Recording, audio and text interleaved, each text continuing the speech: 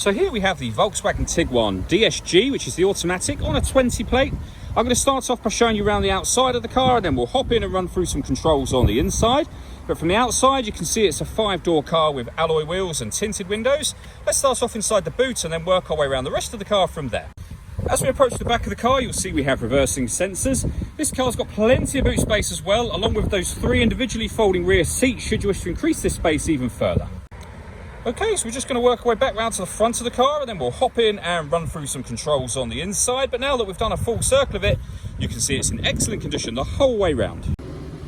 Just briefly before we climb in, I think it's well worth seeing the interior from this exterior point of view. There's plenty to run through on the dashboard, so let's hop in and we'll do that right now. Okay, now that we're inside the car, we're going to start with the dials. On the left-hand side, we have the rev counter, and on the right-hand side, the speedometer. We also have a digital readout for the speedometer in the middle of that section over on the right. Over on the left, you can see the P just there. That's let you know that this car is in park. In the center, you can see the main trip computer screen. You can change the information that's displayed there by using buttons on the steering wheel. So we're on the driving data menu at the moment, so you can have a digital readout for the speedometer in that central section if you wish to, along with many other pieces of information. And there are other menus available as well, and they include your trip computer assist systems, navigation, audio, telephone, vehicle status, and then back round to where we started a moment ago. If we back out to the steering wheel, the buttons I was using a moment ago are on the right hand side just here, along with stereo controls and phone controls. On the left hand side, the stereo controls continue, and we have cruise control. So you can set cruise control from here.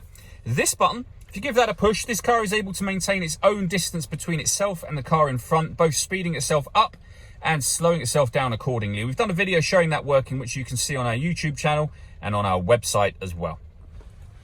Over in the center, we have the touchscreen for the car. So this is where you can access your radio, amongst other things, and you'll see that we have DAB, FM and AM radio all available to us. If you want to listen to your own music, you can do, and there are plenty of ways of doing that as well, and they include Bluetooth audio. So once you've paired your phone up, you'll obviously be able to make and receive phone calls, but you can also stream your music wirelessly as well. If I pop the car into reverse, you'll see the 360-degree parking camera. So we have a reversing camera on the right-hand side and a bird's eye view image of the car on the left-hand side just there. And when you move your hand in front of the screen, you'll have these other options appear up on here as well. So this car is able to parallel park or perpendicular park itself autonomously. And again, we've shown, or we have videos showing that working on our website and on our YouTube channel. So plenty of ways in which you can see that. You can also change the camera view so that you have a widescreen view. Various different settings you can change there, including a bird's eye view image of the back of the car, as you can see. But it does make it very, very easy to park with all of this information available to you. Working our way down, we have dual zone climate control. So you can adjust the passenger and driver temperatures. You can increase and decrease the fan speed.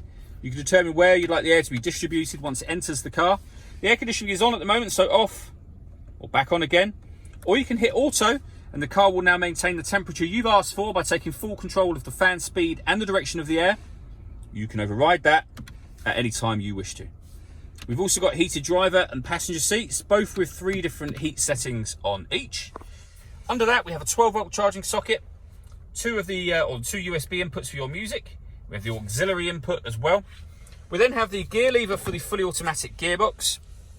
To the right-hand side of that, we have an electronic handbrake with auto hold function. So that's the handbrake on, and obviously push it down to turn it off. This button starts and stops the engine. Over on the right or left-hand side of the gear lever, sorry, we can turn the stop and start off. This car is designed to cut out when it's stationary in traffic to save you fuel. That's now off. And then these 2 will control the various different parking systems. So this one will turn on the autonomous parking, and you can see there the car is instructing you as to what you're meant to do, and I've pressed that button to turn that system off. And the other button opens up a big view of the bird's eye view image of the car, and then turns that back off again. The last thing I want to talk about is the panoramic glass roof on this car. So there's a button up here, give that a push, and that will open up the sun blind. It'll open it all the way to the back of the rear seats, and you can leave it in that position. Obviously that lets in a huge amount of extra light, or you can open the front section as a sunroof as well, should you wish to.